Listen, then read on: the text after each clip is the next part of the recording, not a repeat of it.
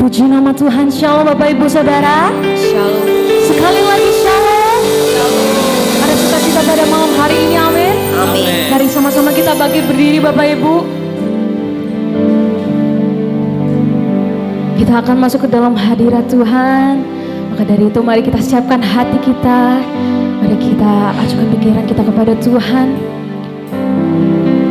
Mari kita doa Bapa kami. Bapa kami yang ada di surga, dimuliakanlah namamu, datanglah kerajaanmu, jadilah kehendakmu di atas bumi seperti di surga. Berikanlah kami pada hari ini makanan kami yang secukupnya, dan ampunilah kami akan kesalahan kami, seperti kami juga mengampuni orang yang bersalah kepada kami. Dan janganlah membawa kami ke dalam pencobaan, tetapi lepaskanlah kami daripada yang jahat. Karena Engkaulah yang punya kerajaan dan kuasa dan kemuliaan sampai selama-lamanya. Amin.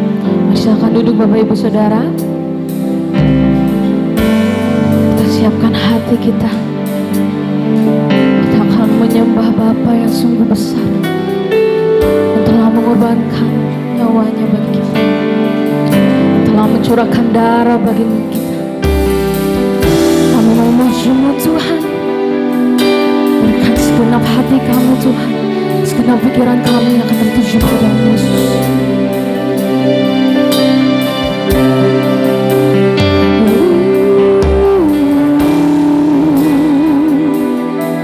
Oh Tuhan,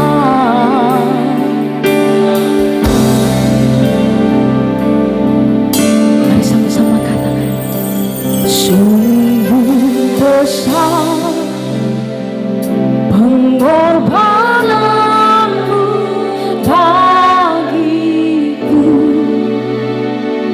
terlalu dalam untuk dimengerti. Sungguh besar,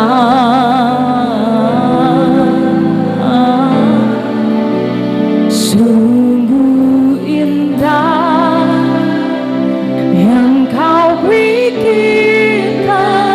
tentangku, tak terselami bagiku.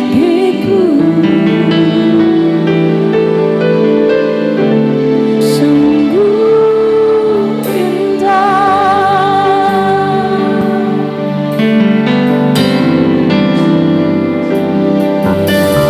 Kemanakah aku dapat pergi, menjauhi rohmu yang suci, Kau sahabat Tuhan, dan Kau berkat.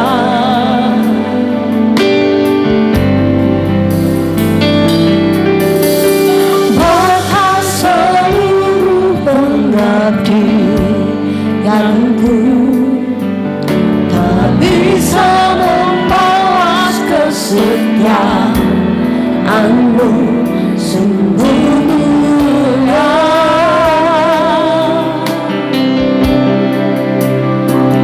dan berharga. Mari kita sama-sama bangkit berdiri Bapak Ibu Saudara. Kemanakah aku dapat pergi, menjauhi rohmu yang suci, Kau sahabat. Katakan Engkau dekat Tuhan, dan Kau berkat. Oh,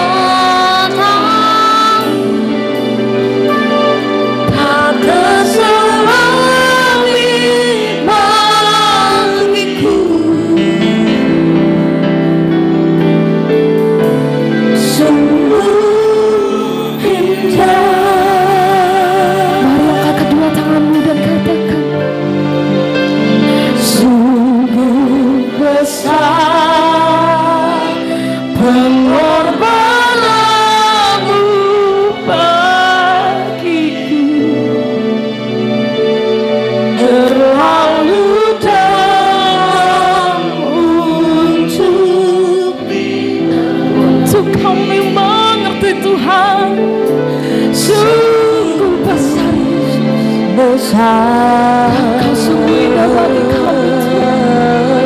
Atas segala pengorbanan di kayu salib, kami memuji-Mu Tuhan yang Kau berikan. Kami berterima kasih Tuhan atas segala pengorbanan yang Kau beri bagi kami. Kami bersujud di hadapan-Mu Tuhan. Kami mau bersyukur Yesus.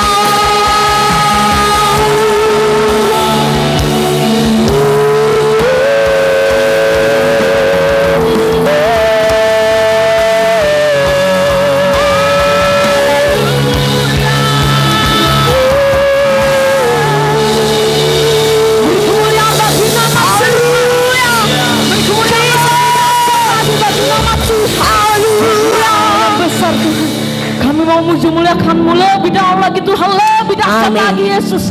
Sebab kami percaya Tuhan, darah-Mu tercurah bagi kami malam hari ini sampai selama-lamanya. Yang percaya katakan amin.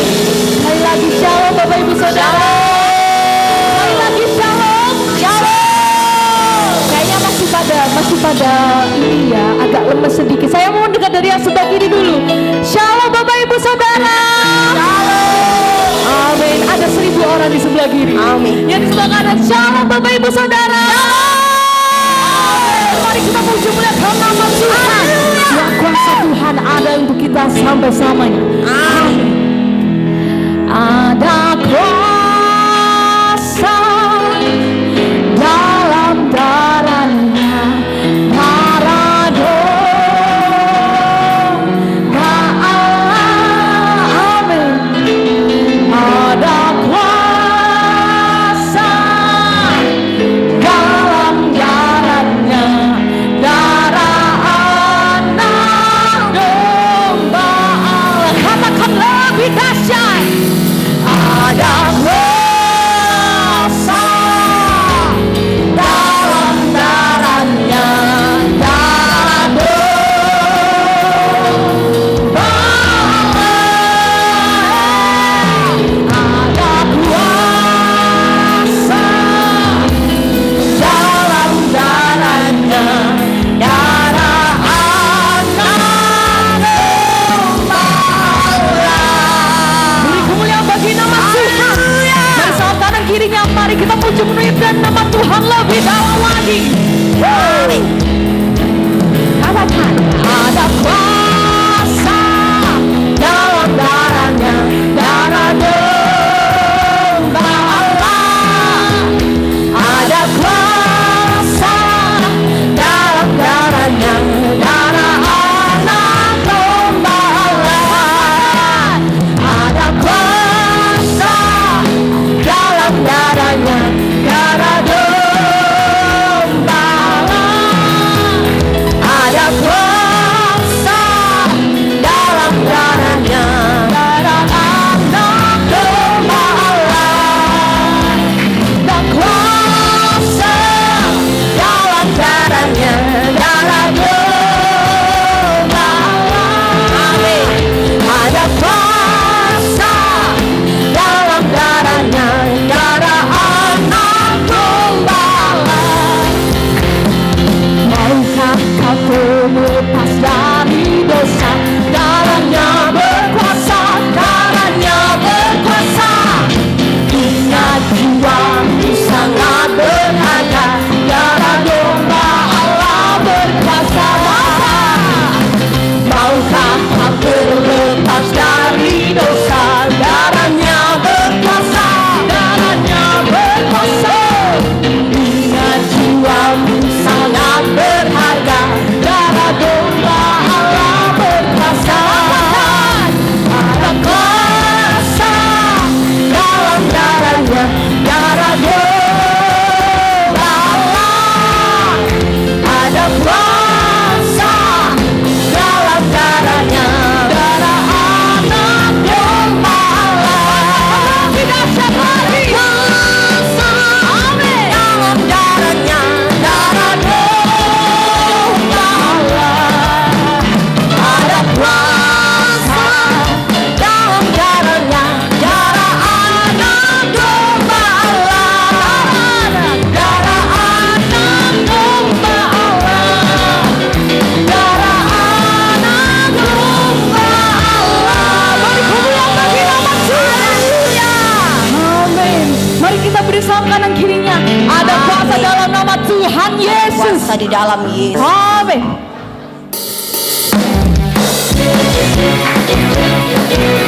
Karena sekarang saatnya telah tiba. Kuasa dan keselamatan bagi nama Tuhan. Bagi surga. Amin. Sama-sama katakan. Sekarang telah tiba. Keselamatan dan kuasa.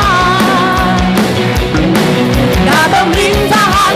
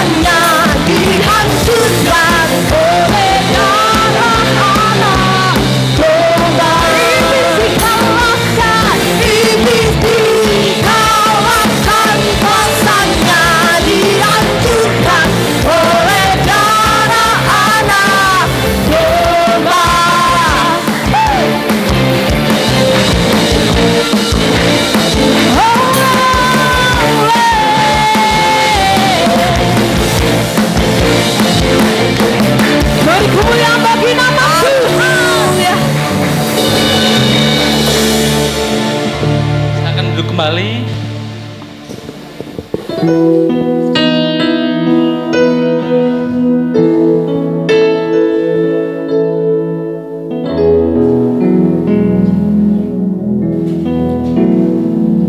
akan memberi persembahan, kita akan berdoa. Tuhan, terima kasih atas malam hari ini. Kau sudah memberikan kami untuk waktu beribadah Tuhan. Tiba saatnya kami akan memberikan persembahan. Kau berkati yang memberi maupun tidak Tuhan. Hanya ini doa dan permohonan kami dalam nama Tuhan Yesus. Haleluya. Amin. Amin. Persembahan boleh dijalankan.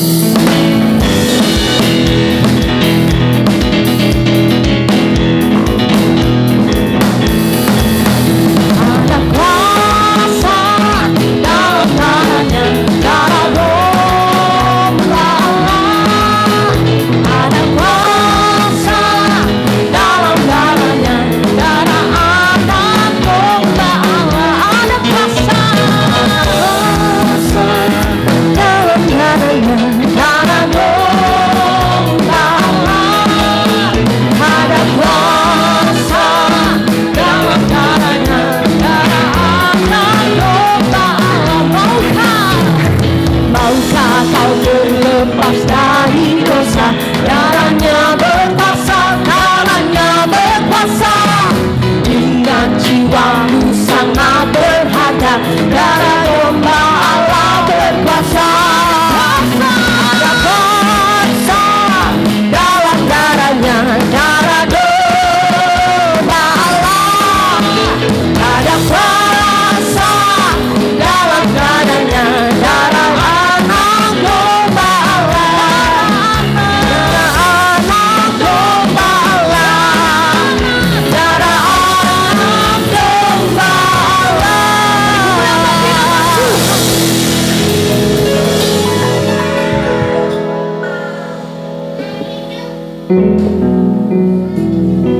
Mari kita satukan hati. Naikkan pujian ini dengan Tuhan.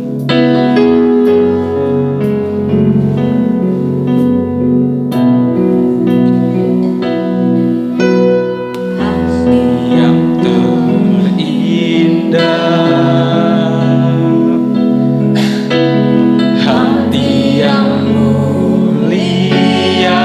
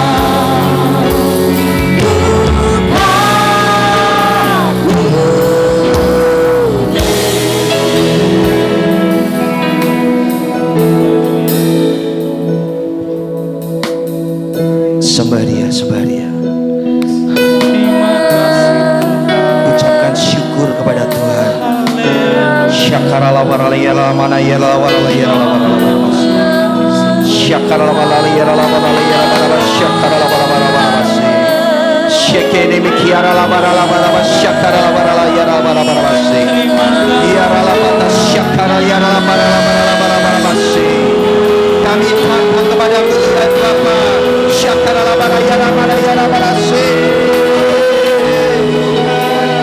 Yanala yarala nu yene shide yanamu. Shala yala yala yana yana yanamu. Shala yanamu yanama yanama yanama yanama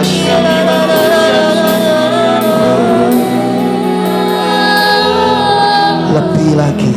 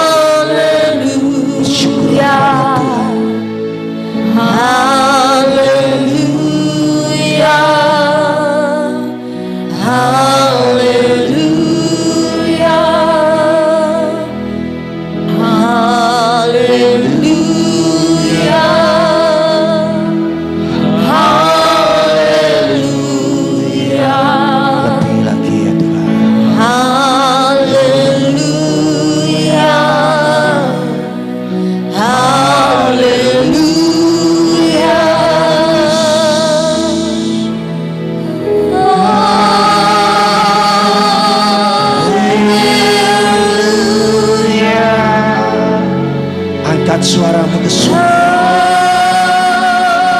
Angkat hatimu ke surga. Bersyukurlah pada Tuhan.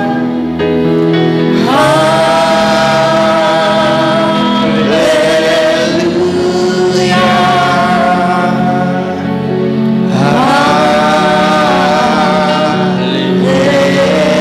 Haleluya. Lebih lagi.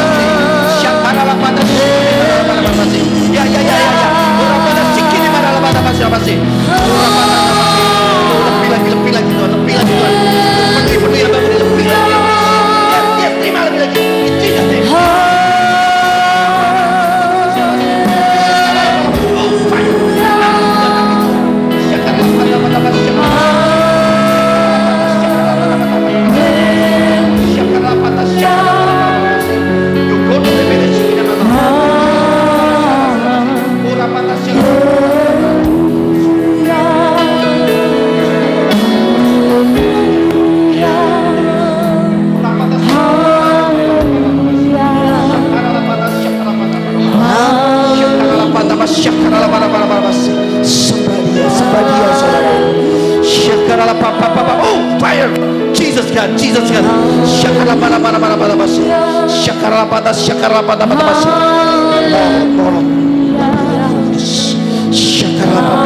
pada shakara pada haleluya haleluya haleluya haleluya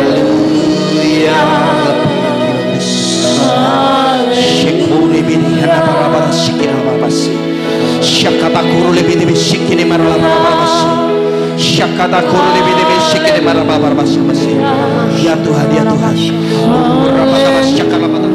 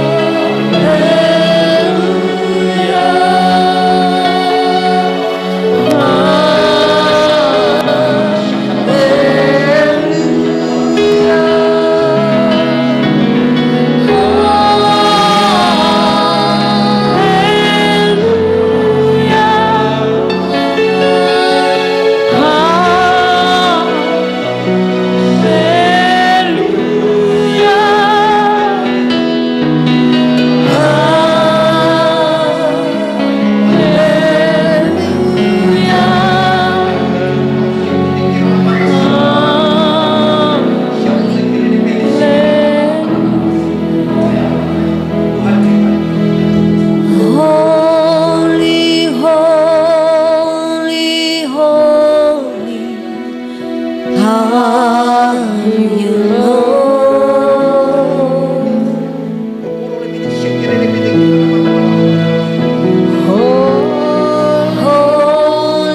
holy, holy are you, Lord.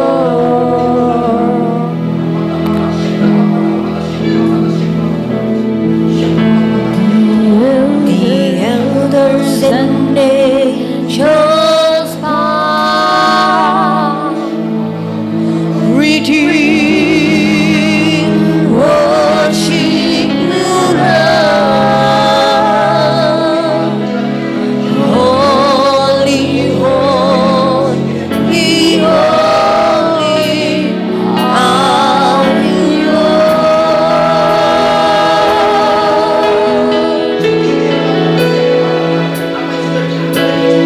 Holy, holy, holy are you, Lord.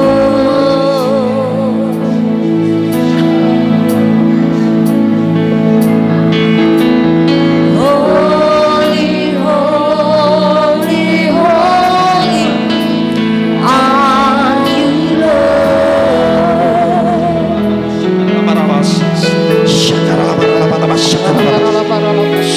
The elders and angels bow, redeem, worship you, Lord. Holy, holy, holy are you,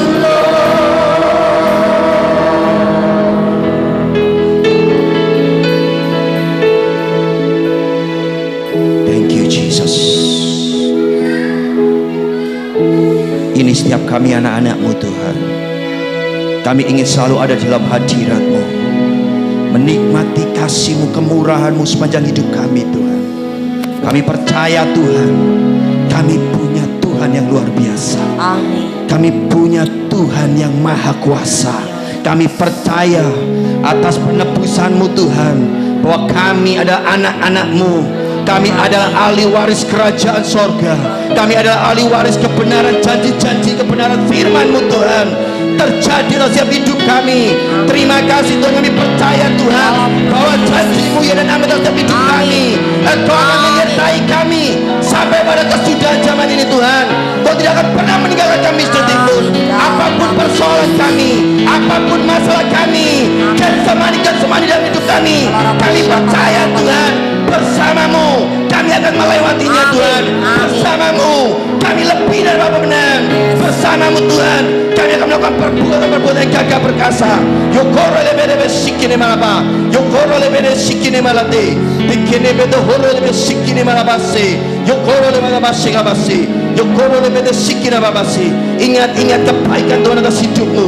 Mengucap syukurlah, bersukacitalah senantiasa, tetaplah berdoa. Shikirebe horo lebede babase, yokoro lebede halaya babase babase, syakara babase. Firman-Nya ya dan amin atas hidupmu. Ketika kau berjalan atas kebenaran firman-Nya, itu akan jadi atas hidupmu. Jangan menoleh ke kiri dan ke kanan. Dunia menuju kepada kehancurannya, tetapi kau adalah anak-anak perjanjian Tuhan. Kau adalah anak-anaknya, kau adalah ahli warisnya. Kau bukan berasal daripada dunia ini, kau berasal daripada Dia. Ya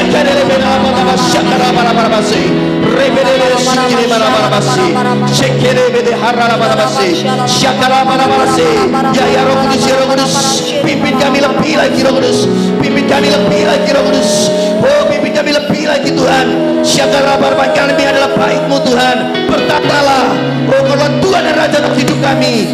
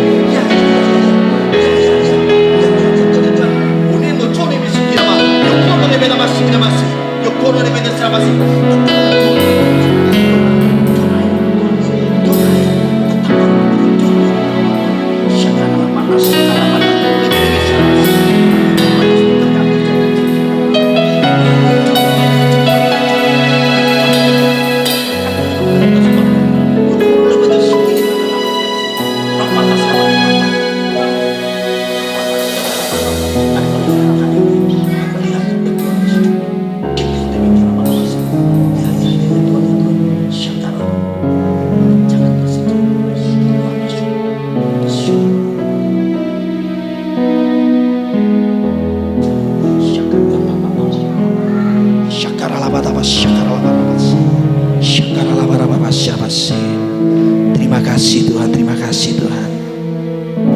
Kami mengucap syukur buat malam hari ini. Urapi kami semua ya Bapa. Curahkan isi hatimu malam hari ini Tuhan, supaya kami boleh belajar kebenaran firman-Mu.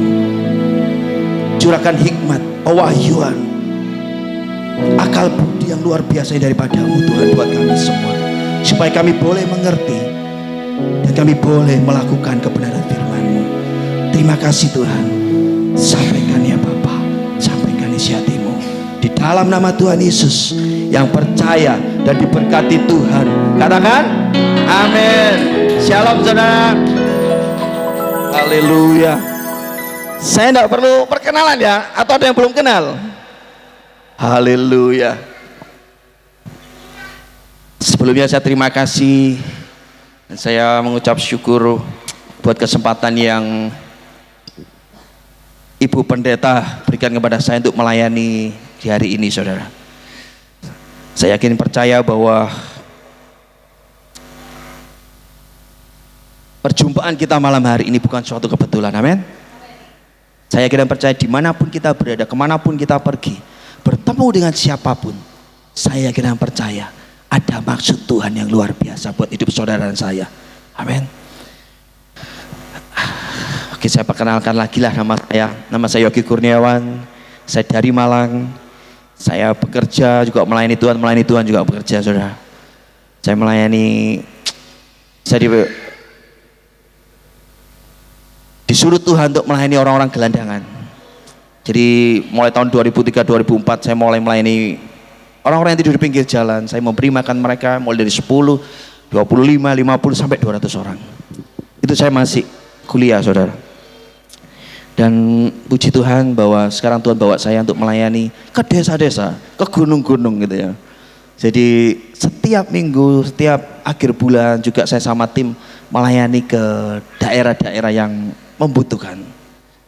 Dan puji Tuhan malam hari di tempat ini, mari kita sama-sama belajar kebenaran firman Tuhan. Kita buka di Markus 14 ayat 32 sampai 42. Markus 14 ayat 32 sampai 42.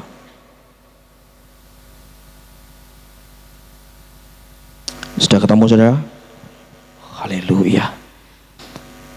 Saya baca yang genap, saudara baca yang ganjil. 1, 2, 3. Di taman Getsemani. Lalu sampailah Yesus dan murid-muridnya ke suatu tempat yang bernama Getsemani. Kata Yesus kepada murid-muridnya, duduklah di sini sementara aku berdoa. Terus? Dan ia membawa Petrus, Yakobus dan Yohanes sertanya. Ia sangat takut dan gentar.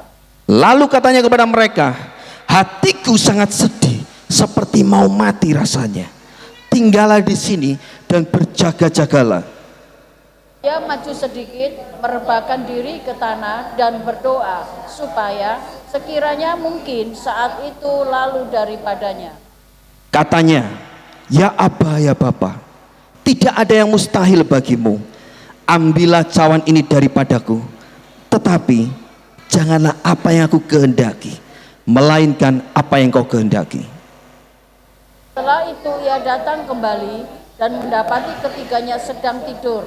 Dan ia berkata kepada Petrus, Simon, sedang tidurkah engkau?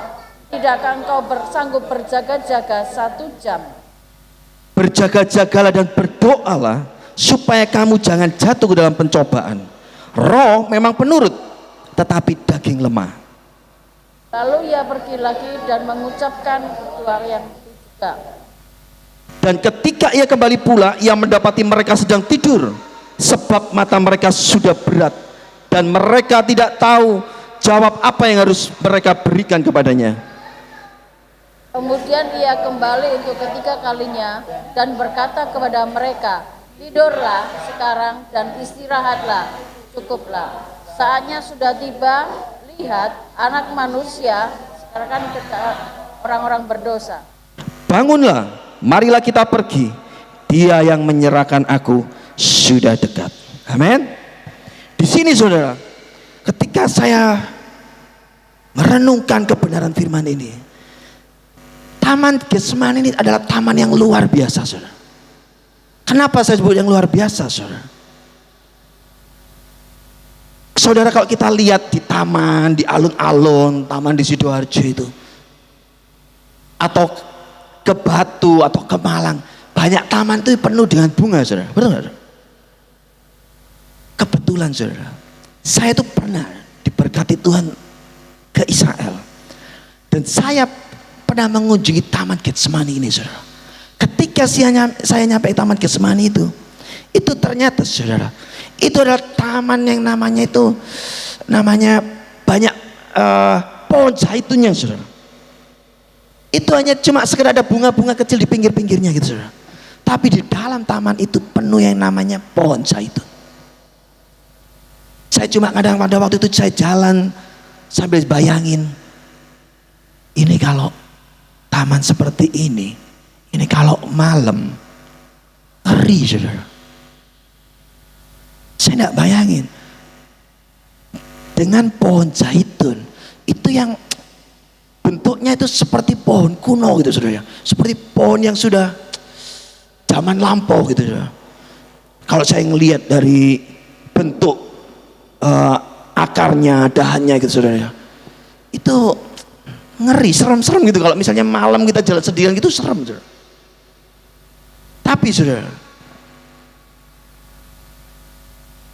kenapa Tuhan Yesus itu suka berdoa di Taman Getsemani? Kalau saya baca firman Tuhan di kitab-kitab yang sebelumnya, Tuhan itu senang loh.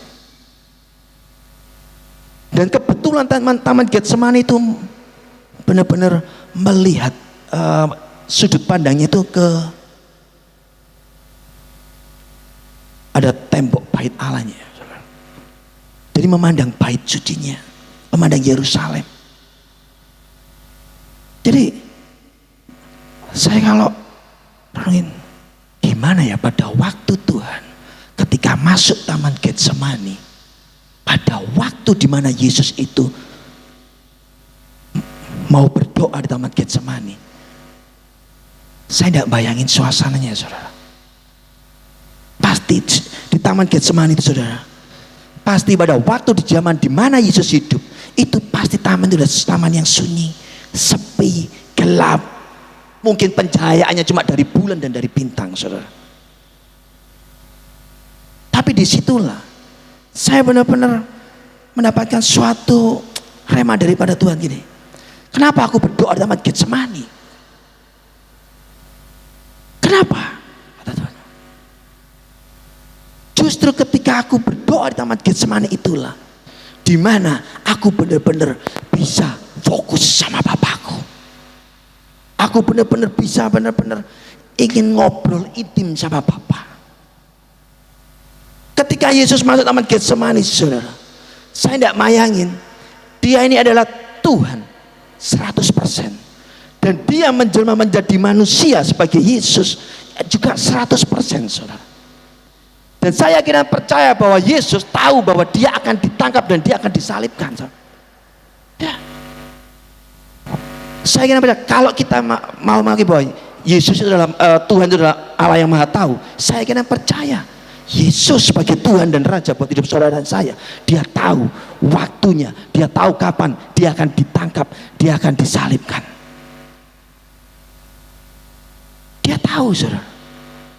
Dan saya kira percaya bahwa ketika dia tahu, dia sebagai manusia, ketika hari itu akan terjadi, di mana penghakiman, di mana dia akan disalib, dia merasakan rasanya itu suatu tekanan yang dahsyat, suatu pertempuran di dalam dirinya, ya, suatu pertempuran antara, aduh, aku mau ngikuti kehendak Bapakku, atau aku mau lari dari cawan yang sudah Bapakku berikan untuk aku. Ini Taman Getsemani ini, saudara, taman di mana Yesus itu mengalami pertempuran antara kehendak bebasnya sebagai manusia dengan kehendak Bapaknya yang Bapak berikan atas hidupnya untuk dia lakukan. Visi misi yang Bapaknya berikan atas hidup Yesus di dunia. Tidak gampang, saudara. Bahwa tekanan itu semakin berat, semakin dia tahu, saudara, mendekati hari di mana dia akan disalib, itu semakin berat. Contoh gini, saudara mau nggak kalau hari ini Tuhan beritahu kapan kita meninggal, kapan kita akan disiksa, mengalami siksaan? Mau nggak, saudara? Lebih baik nggak tahu kan?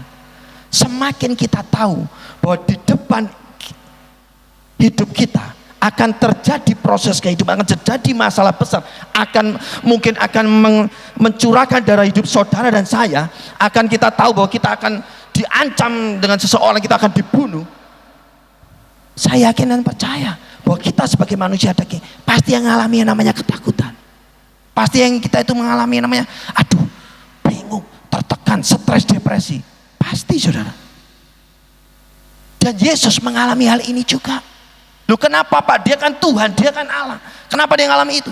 Ingat, saudara, Yesus pun juga lahir ke dunia. Dia ingin mengalami yang saudara dan saya alami. Dia menjalma sebagai manusia, 100% manusia. Jadi dia menjelma turun ke dunia. Bukan dia cuma gagak-gagak, oh ya aku ini Tuhan, aku adalah Maha Kuasa, aku adalah Allah pencipta.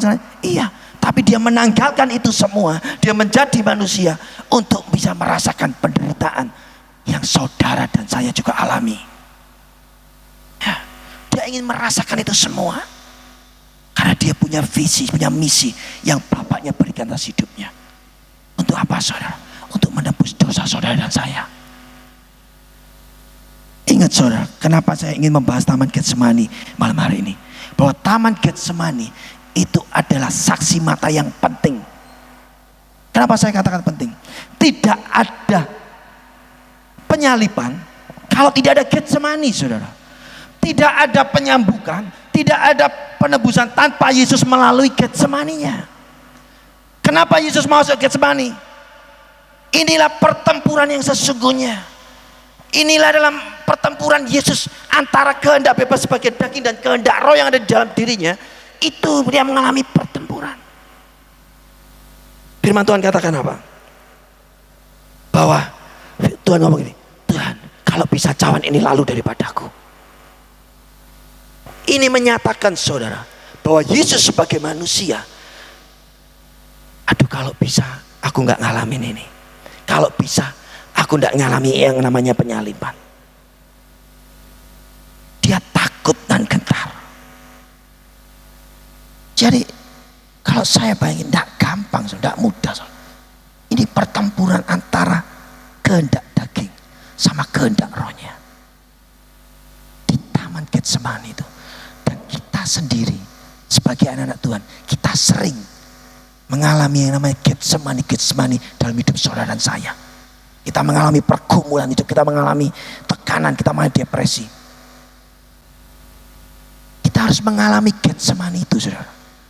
Seperti Yesus mengalami Getsemaninya, masuk di dalam Taman Getsemani.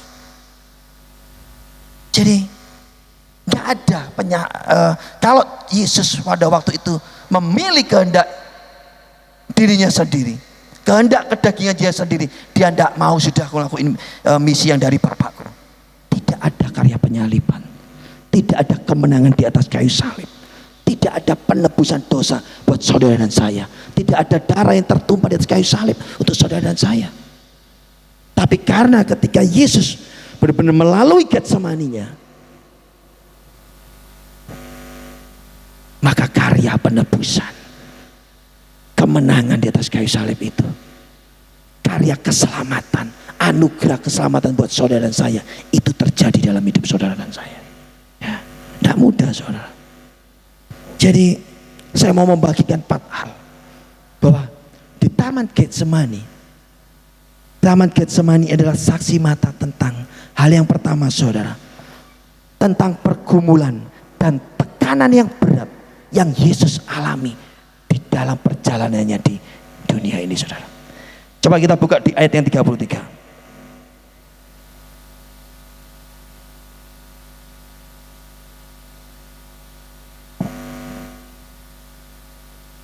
Kita baca sama-sama. 1, 2, 3.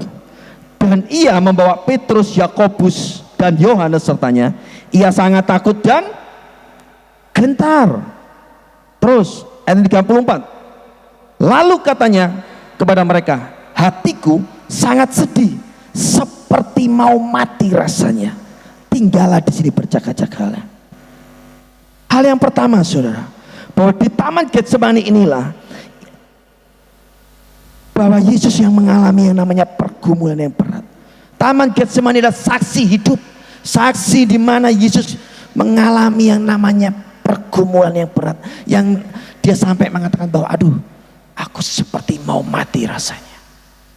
Orang kalau sudah pengen mau mati, saudara, itu tekanan yang dia alami, pencobaan, persoalan yang datang dalam hidupnya, itu rasanya sudah mau melebihi kekuatannya. Dia sudah nggak kuat.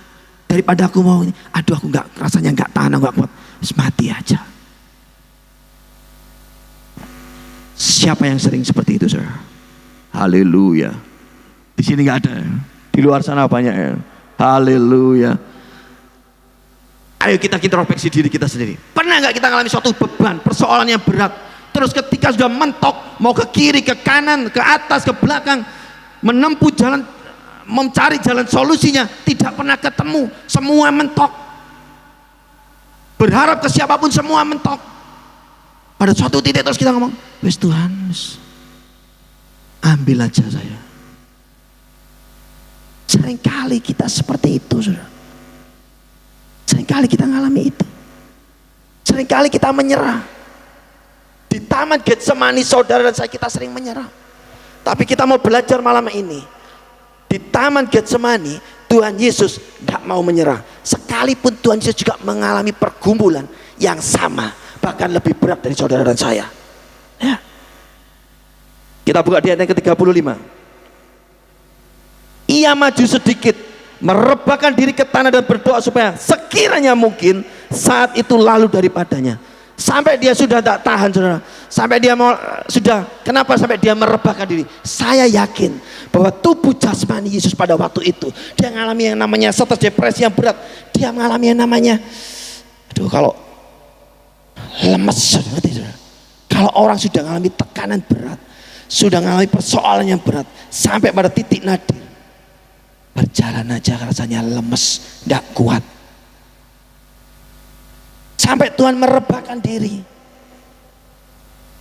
Dan dia cuma bisa menjerit kepada Bapa, dia berdoa, sekiranya mungkin saat itu yang akan terjadi, yang aku tahu aku akan disalib, lalu daripadaku. Yesus sebagai manusia, dia pengen kalau bisa aku gak ngalami itu. Jadi pergumulan Yesus paling berat itu di Taman Getsemani, saudara. Di Taman Getsemani yang menentukan dia ada di atas kayu salib atau tidak. Ya. Kita tahu, saudara, bahwa orang yang mau mati itu rasanya nggak enak, saudara. Terlebih lagi kita tahu matinya kita kapan. Puji Tuhannya, bersyukurnya Tuhan itu tidak pernah ngasih tahu saudara dan saya mungkin matinya kapan. Amin. Kita buka di Lukas 22 ayat 44.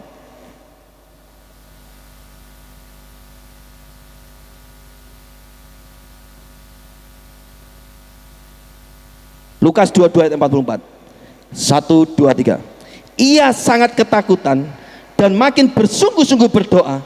Pelunya menjadi seperti titik-titik darah yang bertetesan ke tanah. Ini, saudara, firman Tuhan ini menggambarkan supaya saudara dan saya tahu bahwa orang yang sudah depresi, stres, beban yang terlalu berat,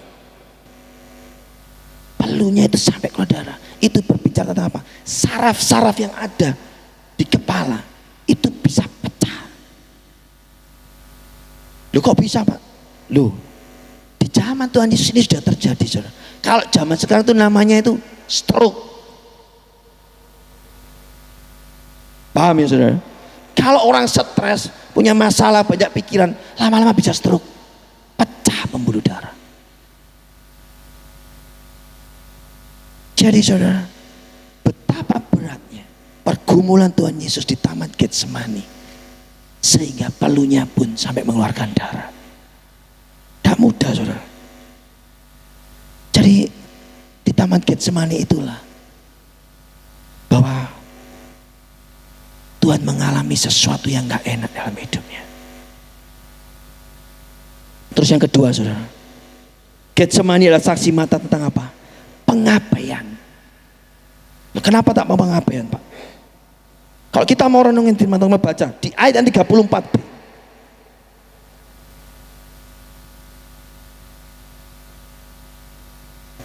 Markus 14 ayat 34b.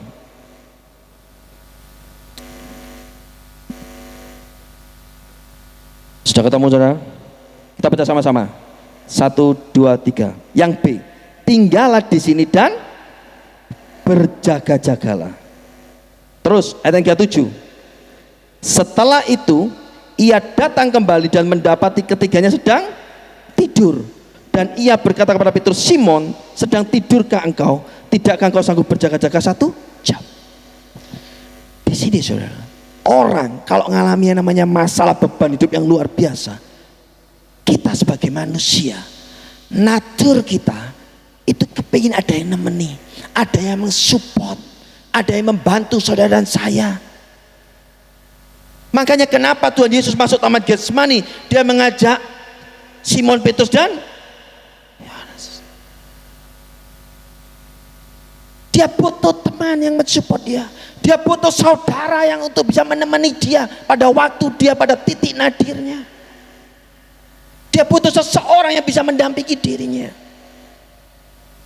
Tapi di saat dia mengalami persoalan, dia mengalami masalah hidup yang begitu berat, pergumulan hidup yang berat, orang yang diajak, orang yang di sekelilingnya, orang yang dia sayangi, orang yang dia mengira bisa mensupport hidup dia, mengabaikan dia. Saudara, saya kira percaya, saudara saya pasti pernah yang mengalami ini. Ketika saya pernah mengalami, ketika saya mengalami persoalan masalah beban berat, seakan-akan saya sudah hidup sendiri. Saya butuh yang namanya orang untuk paling tidak ngobrol di dekat saya. Saya membutuhkan mungkin saudara saya bisa cuma datang ke rumah saya untuk mensupport saya. Tapi ketika itu semua tidak terjadi saudara, itu hal yang paling perih, hal yang paling menyakitkan saudara. Seakan-akan kita diabaikan. Ya. Terlebih lagi kita dalam mengalami persoalan pergumulan hidup yang berat. Tuhan Yesus mengalami ini. Ketika dia membutuhkan murid-muridnya yang dekat sama dia, yang Tuhan Yesus sayangi, ternyata murid-muridnya diajak berdoa saja, sama murid-muridnya ditinggal tidur. Aku wis ngantuk, wis terserah, Yesus mau berdoa terserah. Nyawaman dia tidur. Yesus merasa diabaikan. Sudah mengalami pergumulan yang berat. Hal yang kedua, dia merasa diabaikan. Istrinya nggak dianggap, nggak direket. Kalau misalnya saudara dan saya diberkati Tuhan, banyak orang yang datang. Ada gula, ada semut. Tapi coba saudara mengalami pencobaan, saudara ketika mengalami namanya kejatuhan bisnis saudara, hutang saudara banyak masalah. Lihat itu teman-teman dekatmu, saudara-saudaramu. Ada yang mau mendekat gak? Ada yang mau menemani saudara gak? Mereka juga mulai menjauh dari kita. Ini yang dialami Yesus. Dia mengalami pengabaian yang luar biasa. Dia tahu dia mau mati. Dia mau benar-benar menebus dosa saudara dan saya yang ditimpakan dalam hidupnya di atas kayu salib. Dia tahu itu semua. Tapi dia lihat murid-muridnya ditinggal tidur, saudara. Diabaikan. Yesus pun mengalami, saudara. Kalau saat ini saudara dan saya mengalami pergumulan yang berat, mengalami persoalan yang berat, kalau teman dekatmu, kalau saudaramu mengabaikan hidupmu, Ingat saudara, Tuhan Yesus pun alami. Dan ingat, janji Tuhan dalam hidup saudara dan saya. Tuhan tidak pernah meninggalkan hidup saudara dan saya. Amin.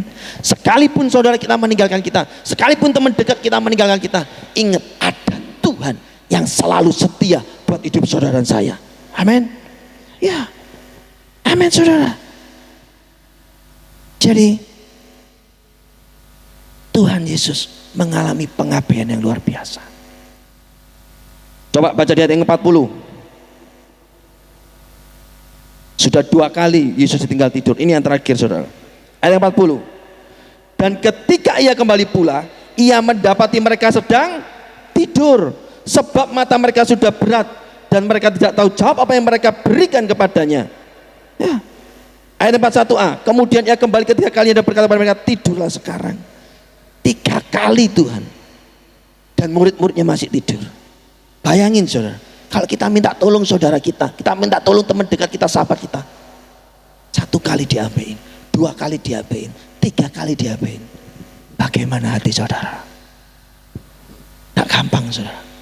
Tapi ingat, Yesus memberikan teladan buat hidup saudara dan saya. Kalau Yesus mampu menjalani ini, saudara dan saya juga mampu melewatinya. Amin. Tuhan Yesus mampu melewati Getsemaninya. Saudara dan saya mampu melewati Getsemani kita masing-masing. Amin. Ya. Terus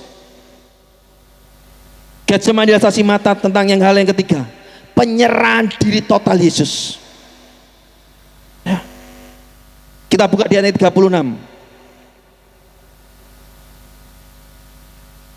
Kita baca sama-sama. 1, 2, 3. Katanya, ya Aba ya Bapa, tidak ada yang mustahil bagimu. Ambillah cawan ini daripadaku, tetapi janganlah apa yang ku kehendaki, melainkan apa yang kau kehendaki. Doa ini saudara, doa yang luar biasa. Gak gampang saudara. Kelihatannya simple, kelihatannya enteng. Enteng gak saudara? Ya Aba ya Bapa, tidak ada yang mustahil bagimu, ambillah cawan ini daripadaku, tetapi jangan apa yang ku kehendaki, melainkan apa yang kau kehendaki. Kelihatannya gampang saudara. Seringkali kita ngomong, ya Tuhan, jadilah sesuai apa? Bukan kehendakku yang jadi, tapi kehendakmu yang jadi. Kelihatannya enteng, kelihatannya gampang saudara. Tapi kalau itu benar-benar itu terjadi dalam kehidupan saudara dan saya, ini adalah penyerahan diri total. Bisa nggak hidup saudara dan saya menyerahkan diri kita semua kepada kehendak Tuhan mutlak? Bisa. Bisa gak kita menyerahkan ego kita, keinginan kita, keperluan, kebutuhan hidup kita yang mungkin kita butuhkan, untuk kita serahkan sama Tuhan semua. Kehendakmu, keinginan hatimu, egomu, harga dirimu, kamu serahkan semua kepada Tuhan. Ya Tuhan, bukan kehendakku yang jadi, bukan keinginanku yang jadi, bukan mauku yang jadi, tapi biarlah kehendakmu yang jadi. Bisa nggak saudara? Kalau sekedar ngomong bisa saudara. Tapi kalau kita mau benar-benar merenungi lebih dalam arti dari doa itu penyerahan diri total hidup saudara dan saya. Seperti Yesus. Yesus menyerahkan kehendak bebasnya sebagai manusia 100%-nya. Dia serahkan kepada Bapa. Biarlah kehendakmu yang jadi atas hidupku, bukan kehendakku. Ini yang juga menjadi tantangan buat hidup saudara dan saya. Kita mau nggak sebagai anak-anak Tuhan, sebagai orang-orang percaya, sebagai anak-anak pilihannya, kita mau nggak nyerahin hidup kita kepada Dia? Kita mau nggak menyerahkan segenap aspek hidup kita, masa depan saudara dan saya, keinginan-keinginan kita, impian-impian saudara dan saya, untuk kita serahkan Tuhan. Ini impianku, tapi bukan impianku yang jadi. Biarlah impiannya Tuhan terjadi atas hidup saya. Saudara tahu, Tuhan ngomong seperti doa seperti ini nggak mudah. Karena dia tahu kehendaknya. Tuhan Yesus tahu bahwa kehendaknya kalau bisa cawan ini lalu. Karena dia tahu berat yang akan dihadapi. Tantangan di depan persoalan berat. Dia tahu dia akan mati di atas kayu salib. Tapi dia memilih mengambil keputusan. Bukan kehendakku yang jadi, tapi kehendakmu yang jadi. Ini teladan yang luar biasa, saudara. Sekarang yang menjadi pertanyaan, mau nggak hidup saudara dan saya mengikuti teladan Yesus yang Tuhan Yesus sudah lakukan di Taman Getsemani? Siapa yang mau? Bukan kehendak saya yang jadi, Pak, tapi kehendak Tuhan yang jadi. Angkat tangan, saudara. Haleluya, haleluya. Tidak gampang, tidak mudah memang. Tidak apa-apa. Yang angkat tangan puji Tuhan, yang tidak angkat tangan juga puji Tuhan. Tuhan sangat mengerti, saudara. Tuhan sangat sayang buat saudara dan saya. Dia tahu. Tapi malam ini kita mau merenungin doa Tuhan Yesus ini. Kita mau belajar teladan Yesus untuk menyerahkan kehendaknya kepada kehendak Bapaknya. Tidak mudah, saudara. Karena apa yang menjadi belum tentu kehendak Bapak, kehendak Tuhan dalam hidup saudara dan saya, itu bisa mengenakan daging kita, saudara. Itu bisa mengenakan mata jasmani kita. Itu bisa mengenakan hati kita, menyenangkan hati kita. Belum tentu. Tapi saya kira percaya bahwa kehendak Tuhan yang terjadi, yang kita mau menyerahkan kehendak kita di atas kehendak Tuhan, supaya kehendak Tuhan terjadi dalam hidup saudara dan saya, itu yang akan membawa pada kemuliaan yang kekal. Amin. Ya, itu yang membawa hidup saudara dan saya semakin hari semakin sama seperti Kristus. Ya. Jadi penyerahan diri total Tuhan itu nggak main-main, saudara. Dia tahu cawan yang dia tanggung itu sangat luar biasa berat. Tapi dia tidak mau melewati cawan itu. Tapi dia mau meminumnya. Dia mau menerimanya. Itu adalah penyerahan total. Bukan kehendaknya, tapi kehendak Bapa yang jadi. Amin. Terus. Taman Getsemani saksi mata tentang apa, saudara, yang keempat? Ketaatan Tuhan Yesus. Getsemani adalah cermin tempat di mana-mana masing-masing, saudara.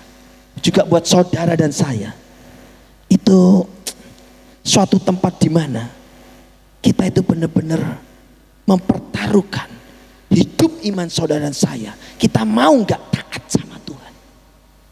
Nggak mudah, saudara. Nggak mudah.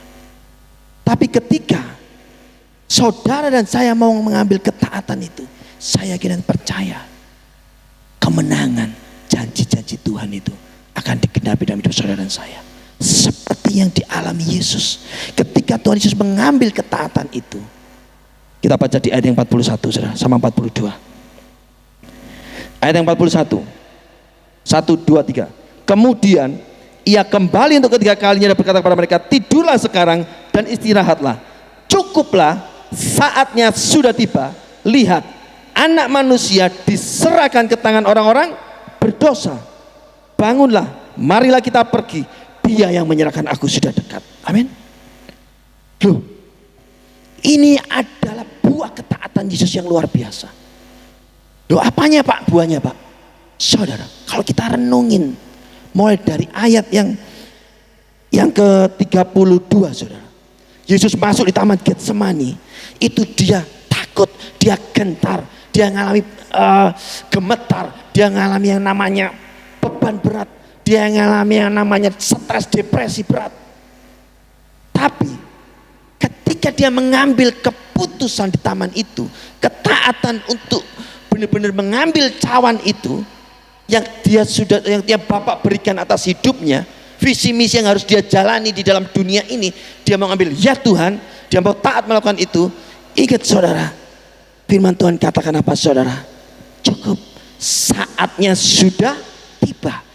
Dia yang masuk dengan dengan lemes, dengan takut dan gentar, dengan beban yang berat, akhirnya dia mau keluar dengan gagah berani, saudara, dengan kekuatan bahwa waktunya sudah tiba. Lihat, anak manusia, apa saudara? Diserahkan ke tangan orang-orang berdosa. Tidak mudah, saudara. Dia sendiri tahu dia akan disalibkan, dia akan mati dari kayu salib. Dia berkata, saatnya sudah tiba. Lihat, aku ini loh akan diserahkan pada orang-orang berdosa.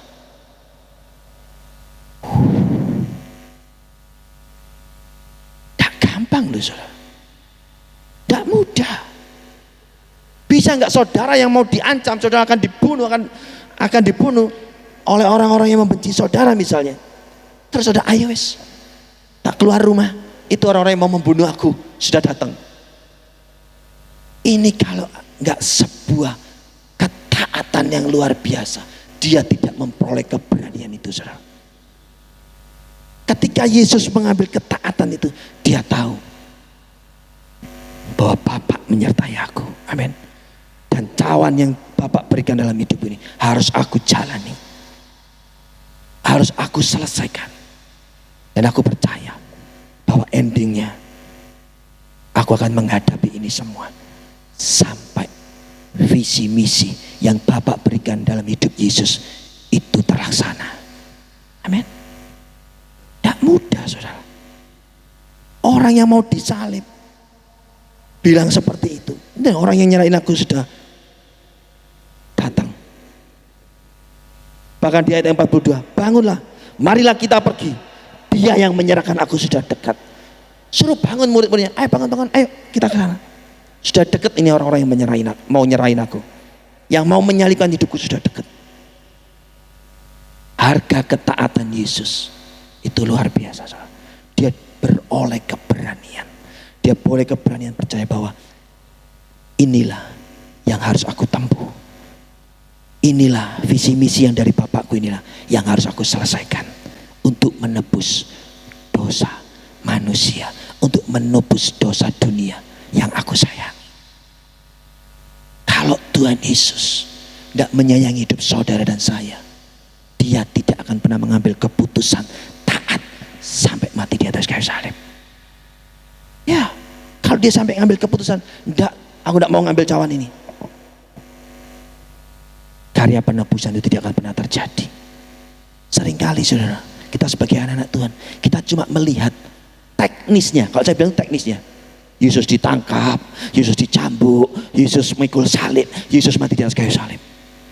Kita seringkali melihat teknisnya, tapi kita tidak pernah melihat proses di mana ketika Tuhan Yesus sendiri berdoa kepada Bapaknya, bergumul dengan Bapaknya, bisa nggak cawan ini lalu daripadaku?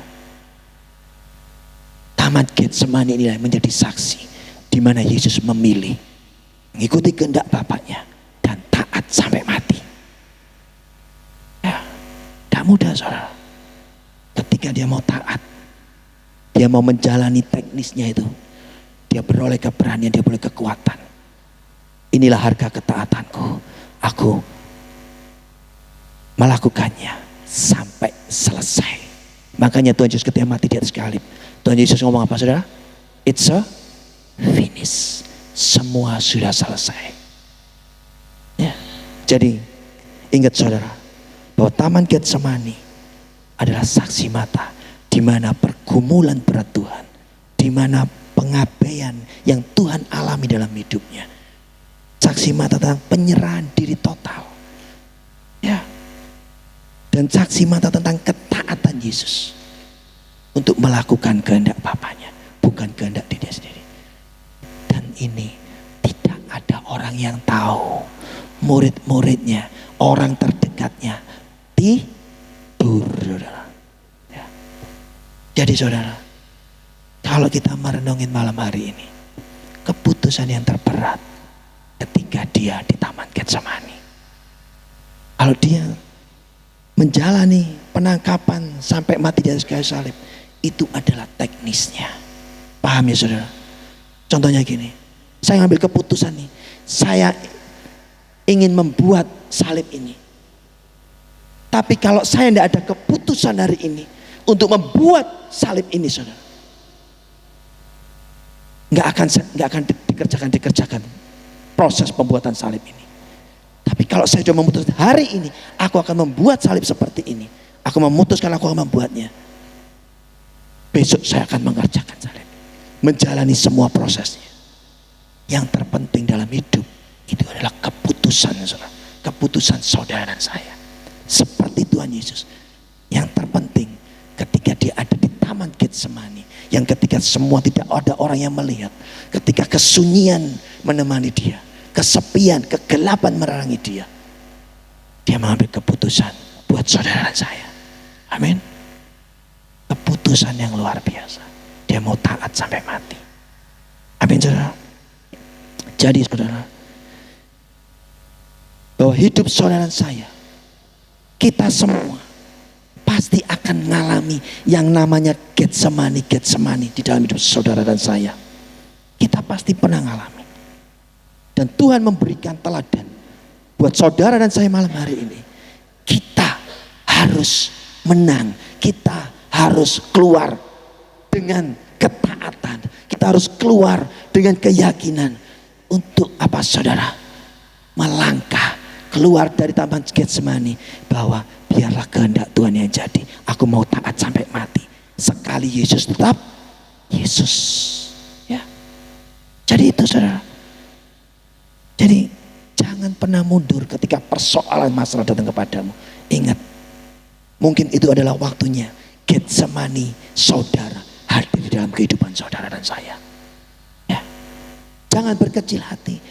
Jangan terus lemes. Jangan terus menyerah.